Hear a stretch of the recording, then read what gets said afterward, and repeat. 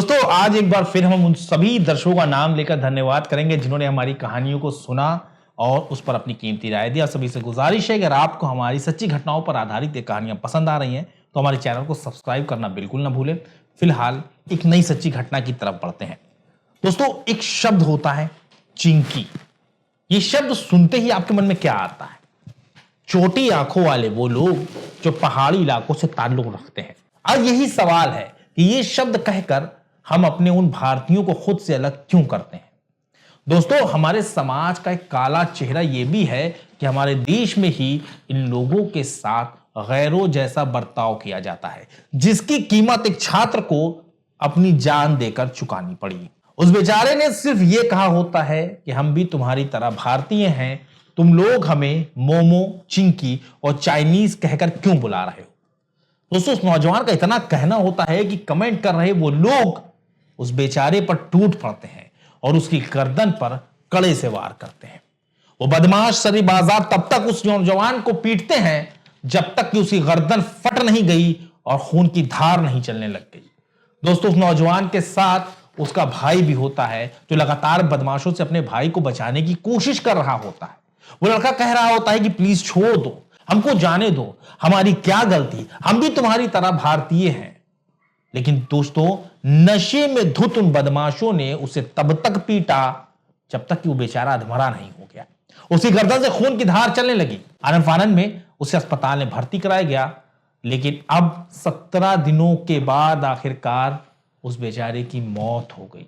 दोस्तों त्रिपुरा के रहने वाले उस नौजवान की मौत ने पूरे देश को हिला दिया है। इसमें पुलिस तो पुलिस, खुद 2 राज्यों के मुख्यमंत्री इस मामले की मॉनिटरिंग कर रहे हैं।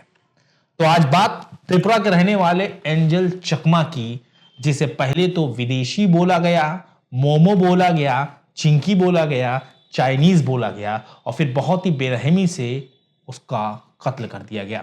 दोस्तों दरअसल ये मामला देहरादून से आया है, जहां एंजल चकमा की पीट पीट कर हत्या कर दी गई और मुख्य आरोपी की तलाश के लिए स्पेशल टीम का गठन किया गया है। साथ ही उस पर 25,000 रुपए का इनाम भी घोषित किया गया है। दोस्तों मुख्य आरोपी यज्ञ अवस्थी नेपाल का रहने वाला है और उसी ने एंजल को चाकू मारा होता है। इसके साथ ही उसी रात वो देहरादून से फरार हो गया। वहीं त्रिपुरा के मुख्यमंत्री माणिक शाह ने मुख्यमंत्री पुष्कर सिंह धामी से इस मामले पर बात की। दोस्तों उत्तराखंड के मुख्यमंत्री धामी ने साफ कहा कि इस तरह की घटना प्रदेश में कतई बर्दाश्त नहीं की जाएगी। दरअसल त्रिपुरा के रहने वाले एंजल चकमा देहरादून में मौजूद जिज्ञासा यूनिवर्सिटी में पढ़ाई कर रहे होते हैं।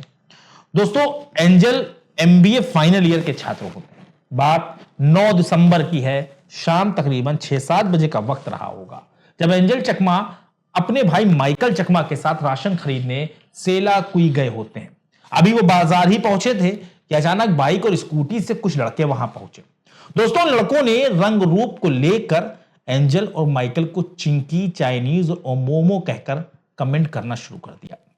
क्योंकि ये लोग त्रिपुरा के रहने वाले हैं, पहाड़ी क्षेत्र है, इसलिए उनकी जो शक्लें होती, पहाड़ी जो शक्लें होती वो हम लोग से थोड़ी सी डिफरेंट होती हैं। क्योंकि हमारा देश विविधताओं का देश है, यहां पर हर 100 किलोमीटर पर खान पान और बात करने का अंदाज बदल जाता है। तो जाहिर सी बात है अलग अलग क्षेत्रों के हिसाब से ही वहां के लोगों के चेहरों की बनावट, कदकाठी की बनावट होती है। तो इसलिए चूंकि वो त्रिपुरा के होते हैं तो उनके चेहरों में कुछ जो है उनकी आंखें छोटी होती हैं, रंग साफ होता है और वो नॉर्मल उत्तर भारतीयों से कुछ अलग दिखाई देते हैं। अब जब वो दोनों माइकल और जो थे एंजल, ये दोनों जब बाजार गए होते हैं तो वहां कुछ बदमाशों ने उन्हें चिंकी, चाइनीज और मोमो कहकर कमेंट किए और नस्ल भेदी कमेंट से वो दोनों छात्र आहत होने लगे। दोस्तों एंजल और माइकल ने बदमाशों से कहा कि हम भी इसी देश के हैं, हम बाहर से नहीं आए हैं, हम भी भारतीय हैं। यह सुनते ही उन बदमाशों ने छोटे भाई माइकल पर हमला कर दिया। वो लोग माइकल की पिटाई करने लगे। आनन फानन में एंजल चकमा अपने भाई को बचाने की कोशिश करने लगे। भाई जाहिर सी बात है छोटे भाई की पिटाई हो रही तो बड़े भाई कैसे देख सकते थे। वो उन बदमाशों के सामने आ गए, उन्होंने कहा मेरे भाई को छोड़ दो, हमारी गलती क्या है, हमने कहा क्या है। लेकिन वो माइकल को पीटते रहे। लेकिन जब बहुत ही पुरजोर विरोध ये एंजल ने किया तो उन बदमाशों ने माइकल को, छोटे भाई को छोड़ दिया और उन्होंने एंजल चकमा को दबोच लिया। नशे में धुत उन बदमाशों ने एंजल की गर्दन पर कड़े से वार किया।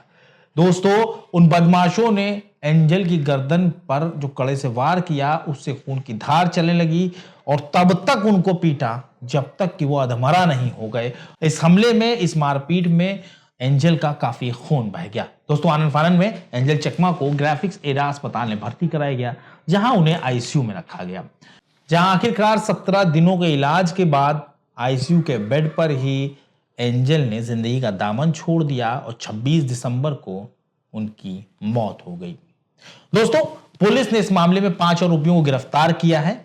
आरोपियों की पहचान अविनाश नेगी, शौर्य राजपूत, सूरज खवास, आयुष बदोनी और सुमित की शक्ल में हुई है। वहीं एक आरोपी, जो मुख्य आरोपी माना जा रहा है, यज्ञ अवस्थी, फिलहाल फरार है, जो कि नेपाल का रहने वाला है और कत्ल के तुरंत बाद वो फरार हो गया। दोस्तों, फिलहाल पुलिस उसकी गिरफ्तारी की कोशिशें कर रही है, लेकिन जिस तरह एंजल चकमा को मौत के घाट उतारा गया वो अपने आप में बहुत ही शर्मनाक है।